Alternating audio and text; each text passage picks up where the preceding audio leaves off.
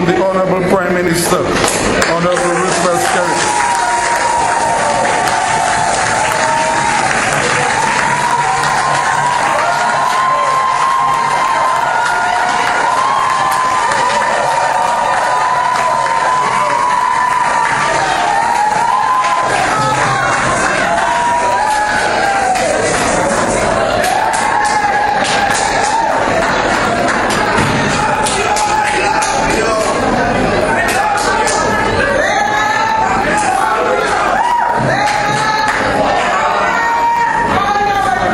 Thank you very much. Thank you, Mr. Gregor, the Secretary of the Cabinet.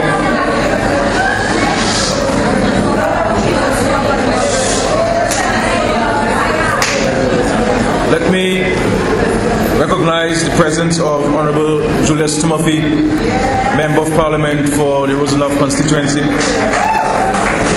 My Cabinet colleagues, the Mayor of the City of Roseau and other councillors present.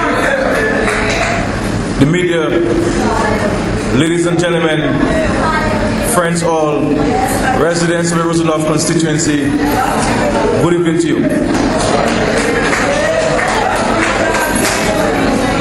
I am very happy to be in Fockley again.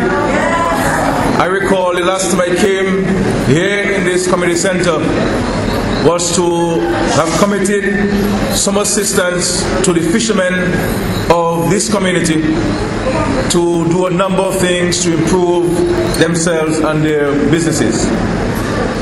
But distinguished ladies and gentlemen, this event tonight and previous gestures in support of Mr. Julius Timothy standing in this constituency speak to the growing maturity of our party and the evolution of politics in Dominica. It is no secret that Mr. Timothy contested and won the seat on a ticket of another political party. But very soon thereafter, the Dominica Labour Party and Mr. Timothy himself recognized the greater contribution he could make to Roosevelt and Dominica as an associate of the Dominica Labour Party in Dominica.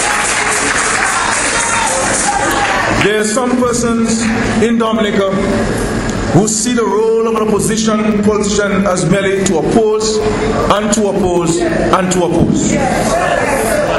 There are others, such as Julius Timothy, who see that function as also to assist and enable the process of national development. Julius Timothy has come on board the labour trade and has brought fresh ideas and new perspectives to the task of governance, especially in these very trying and difficult economic times. We have benefited from his vast experience in the field of business. He has been a very important cog in the wheel of national production, and for this we are forever grateful.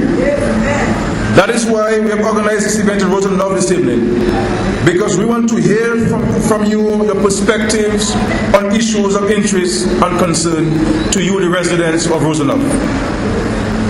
We have come here to explain to you our handling of issues that have directly impacted your lives and that of other Dominicans. Though a cabinet and as parliamentarians we are authorized to act for and on behalf of the people, we recognize the need also to consult with and account to you, the voters, for our actions. We owe this opportunity that we have been given to serve you, to you, and that is why we have continuously sought to keep you abreast and in the picture. A recent scientific survey conducted for and on behalf of this ruling party suggests that Dominicans are generally happy with the fiscal policies we have pursued and the strategic alliances we have made in the interest of Dominica. I am very grateful for this, because sometimes as a leader, you simply have to act on evidence and information available to you and hope that the public you serve would understand and appreciate the wisdom of your decision. Two cases, my dear friends, come to mind. Our becoming signatories to Petro-Carib and ALBA. There are those who criticize those decisions and who fear the worst for Dominica as a result of our being involved. today, the benefits far outweigh the negatives. And indeed, I am yet to be convinced of the grave negatives to which others have referred. For partisan political gain or merely not to be seen as supporting measures of the government, persons on the other side made the worst possible focus of how these initiatives would have impacted Dominica. We were told that Dominica would have been ostracized from the civilized world. Now, my dear friends, we hear every day of more and more Caribbean countries joining ALBA and Petro-Caribe or seriously considering such a move. The same, you recall, applied to our establishment of diplomatic relations with the People's Republic of China in 2004. The point here, ladies and gentlemen, is that leadership is about vision and leadership is about strength and conviction. These are all the qualities and features lacking in today's leadership of the two opposition political parties in Dominica. You have heard public statements by the leader of the opposition. You have heard parliamentary debates because they are all broadcast live.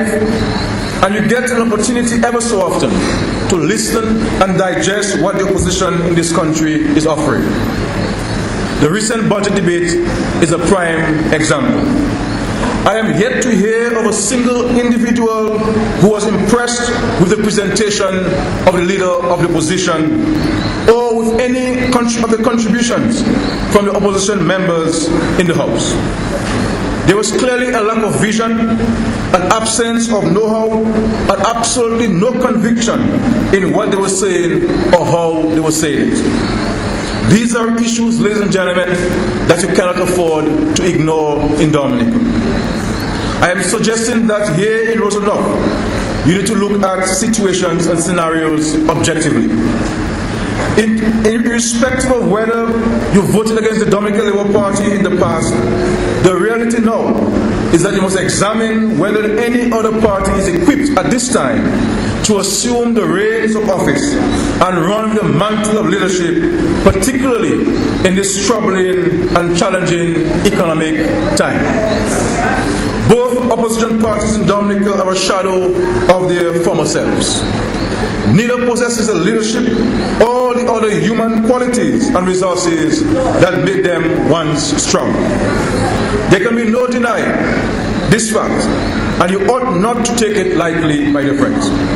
The names of the parties today may be the same, but almost everything else has changed. I am yet to hear from the other side in Parliament a single thought or idea for how Dominica can be managed differently in these hard economic times. I have not heard how they would raise a single dollar in concessionary financing or grants, or stave up the compulsion to raise taxes in a regional and global environment where that appears the obvious thing to do.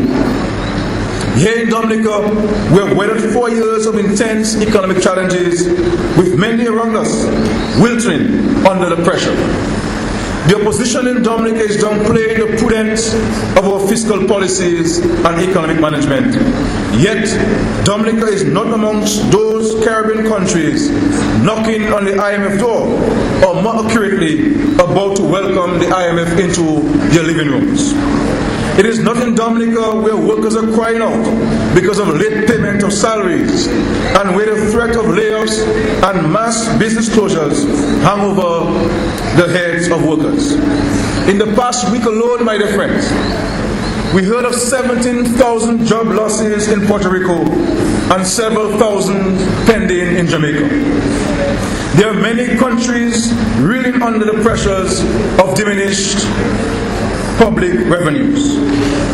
These are all very real and in-your-face scenarios from which we must draw both courage and inspiration.